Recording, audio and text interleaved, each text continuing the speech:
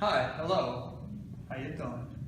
My name is Dimitri. For those who don't know me, I'm the physical therapy student at LaGuardia College, and today I will be talking about Russian ISTEM, its indications, contraindications, as well as correct pad placement. The general indications are muscle strengthening, muscle and postural re-education, as well as increase of range of motion, edema management, and spasticity reduction. So the contraindications for the Russian ISTEM would be the patients with the pacemakers, any tumors or cancerous tissue, as well as you should be aware of the patient who has high arrhythmia.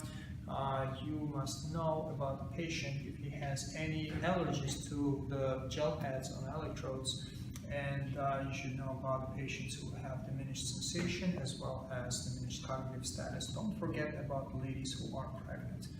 That's not always the case. So the good pad placement would depend on the muscle size and its anatomy. The small muscles would go with the small pads and the big muscles would go with the big pads. You would want to set up pads of the same size on the patient in order that the patient would feel the same amount of output from both electrodes. The motor points of the muscle belly will enlist the most of the muscle response. You would want to place the pads above and below the muscle, 1/3 of the muscle belly, and you would want to have them at least 2 inches apart so they wouldn't cross. The good way to check if they are is to place 2 fingers between the pads to make sure. You can use bigger pads for the quads and hamstrings and glutes, which are much bigger muscles. And normally those techniques would be applied to a larger muscle such as quads, hamstring, or your glutes. Do not place pads over your eyeball, the patient's eyeball, over their carotid artery of the neck, never over the heart. Do not place pads over the metal objects, so you have to make sure that the patient has no metal implants. Make sure never place the pads over the bony prominences because that hurts and your treatment equals to 0. Hey guys, so I just wanted to introduce you to general safety rules about the machine. You always want to have machine inspected yearly for checkups and calibration. You need to definitely unplug the machine whenever it's not in use. And you also never ever use extension cords or the cheater adapters for the ISTEM machine.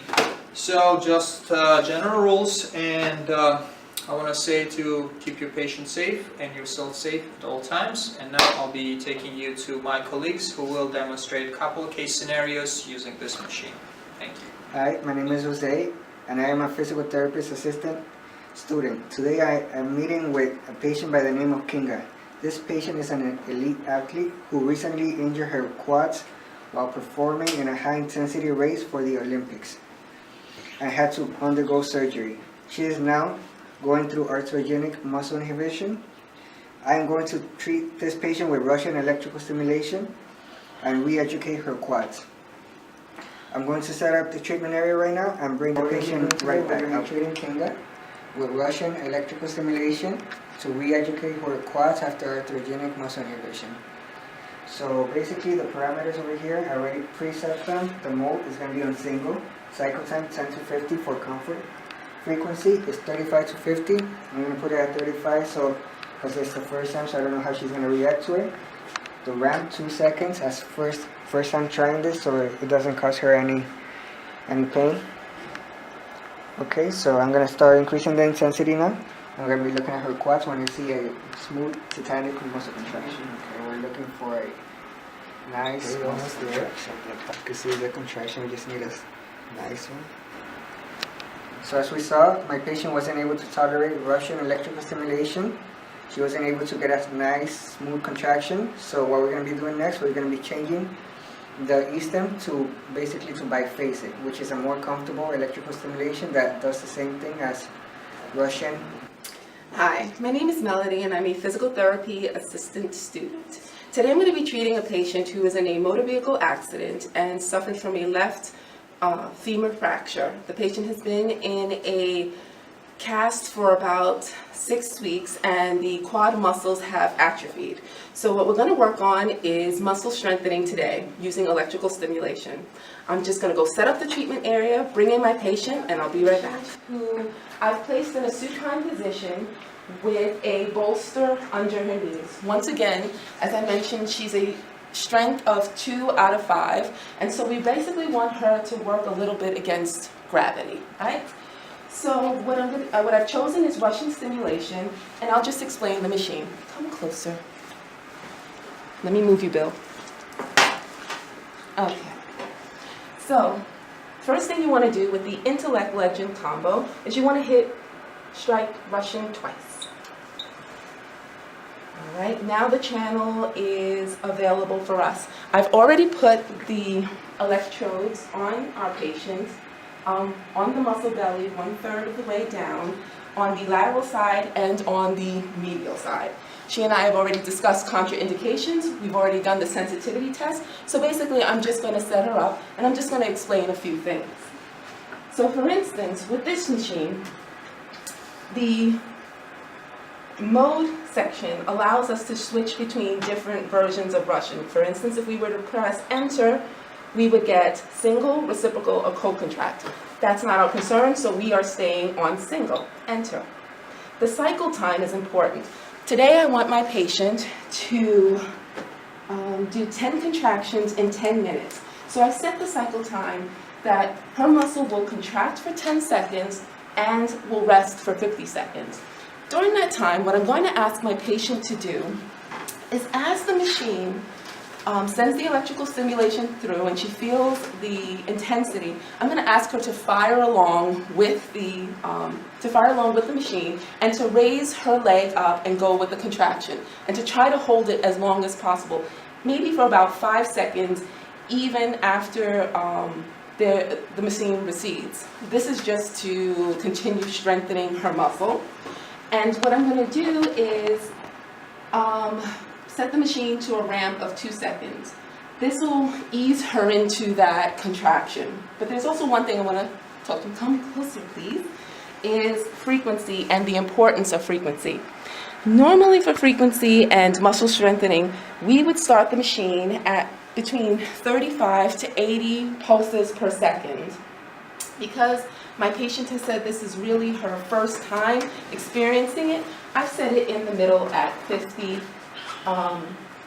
pulses per second. And what we're looking for is a tetanic contraction. And basically tetanic means that as the pulses increase, we will see the muscle contract, a solid contraction. So I'm ready to begin, and I'm just going to start increasing the intensity.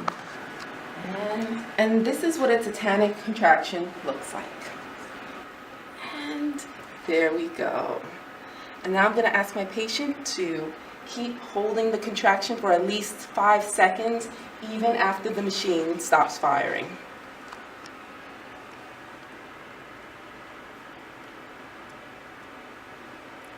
And relax.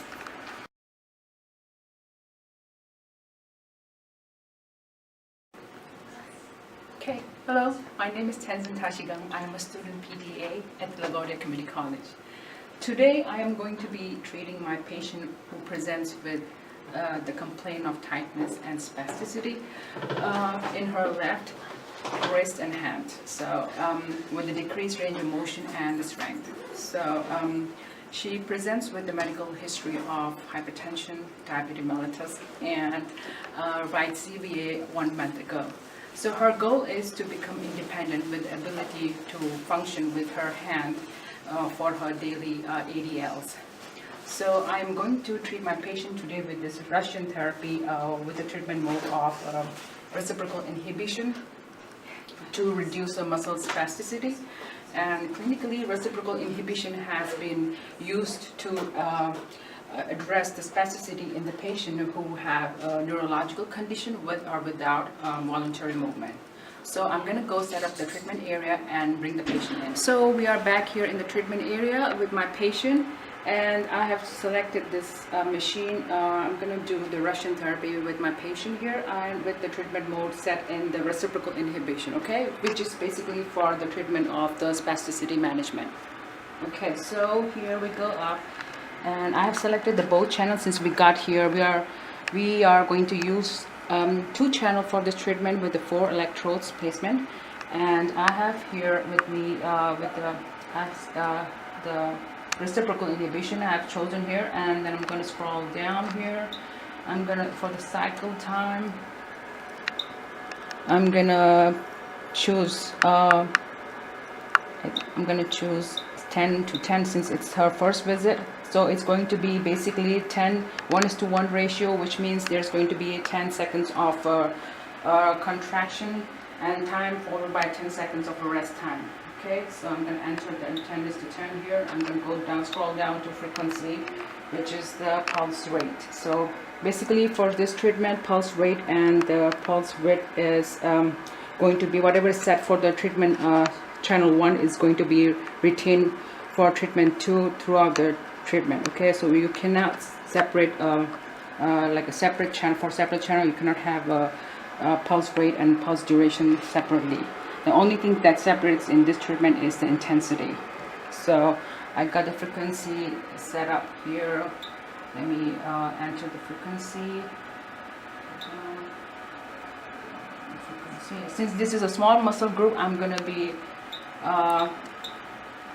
going down. Select, I think 30 would be good for small muscle. Okay, so I'm gonna enter 30 here. I'm gonna scroll down to RAM. The setting of the RAM, I'm gonna take 2 seconds for her, since it's her first visit here with us. And the RAM time is applied to both the start and the end of the contraction time. And the RAM time is an additional to the contraction time itself. Now, after setting up the RAM time, I'm going to go down to the duty cycle. I'm going to select the duty cycle. It's going to be 50% duty cycle. Okay, so everything is entered here. Okay, now I'm going to set up the intensity here. Wait, treatment time, I'm going to set it for 10 minutes. Okay, so for the intensity, before I set up the start with the intensity, I'm going to tell patient that she is going to experience on her extensor mass muscle, she's going to experience a visible contraction, not just like a jumping around. The muscle is not going to jump, just a visible contraction. On her common flexor mass muscle, she's going to feel a tingling sensation. Okay, so I'm going to start with the treatment. Let me know when you start to get the sensation. Okay. Ooh, I feel it. You feel it? Mm-hmm. Okay, is it comfortable or you want to go up higher? I can go a little bit more. More? Mm-hmm. Okay. Okay, and that's about it. For reciprocal treatment, the intensity is set for each channel separately. So I'm going to press the toggle key up and down to select the desired intensity for the each channel 1 and 2 separately. Okay, so the patient is comfortable with this setting. I'm going to hit the start button. Okay, so the treatment time will start to roll in. And I'm going to keep monitoring my patient during the treatment while the treatment is progress, okay? And when the treatment time has elapsed, I'm going to press the stop key. And this treatment can be administered every 2 to 3 hours till the patient has the spasm is reduced. Hi, my name is Kinga. I'm PTA student at LaGuardia Community College. So today I'm gonna treat the patient who suffers from chronic edema on her right leg. So right now I'm just gonna go and my patient is set up already. I set up 2 electrodes on her gastro and 2 electrodes on her tibialis anterior. I also elevate her leg so the fluid will go back to the heart. So right now I'm gonna set up the machine. So we are on channel 1 and I'm gonna press Russian twice. So for the mode I'm gonna choose co-contractions, since I want that fluid to move from her leg up. For the cycle time, I'm gonna choose 10 to 10. And for the frequency, it's usually 35 to 50 beats per second. However, today we're gonna start with 35 since it's her first visit. The ramp time will be 2 seconds. So for the treatment time, we're gonna do 30 minutes. And usually we do that treatment for 2 times per day.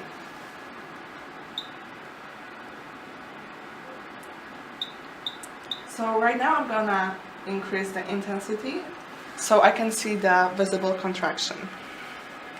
And also I'm gonna check on my patient how she feels. Oh, I see contraction. So I'm gonna start the treatment. How are you feeling, my patient? Okay. So the time is up and I'm gonna start the treatment.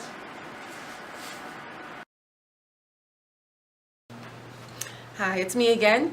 All right, today we're going to find a patient's minimal arrhythmal dose in order to determine the patient's sensitivity to UV radiation.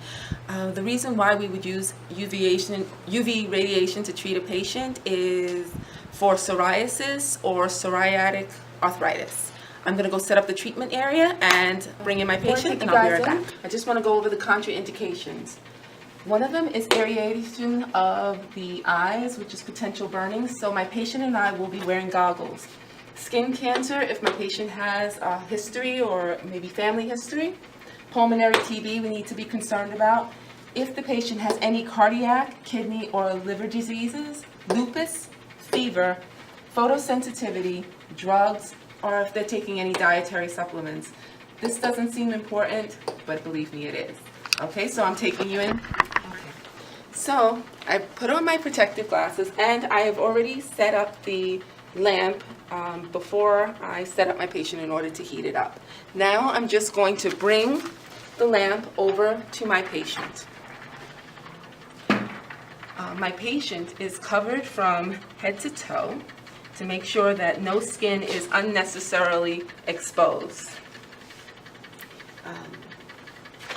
I'm going to confirm the measurement, 60 to 80 centimeters, and it's perfect at 60 centimeters. I've already washed the patient area, I've checked for jewelry, and I've already put down placed the rubber on the skin and taped it down. So slowly, I'm going to begin to pull back the towel and expose the skin a little at a time. I have a timer with me, and I'm going to keep the lamp on this area of the skin for 120 seconds. After 120 seconds, I will slowly pull the towel down and expose the next area of skin and hold for 60 seconds. After 60 seconds, I will pull the towel down again and expose the next area for 30 seconds. And then expose one more time for 30 seconds on the last. This way, the skin will have been, or the first hole will have been exposed for 240 seconds. After the treatment is done, I will remove the rubber and inspect the area and tell my patient what they can expect. The patient can anticipate redness around the exposed area within 8 hours, and the redness should disappear within 24. And after the exposed area will determine the patient's MED and provide a baseline for further treatment. Thank you.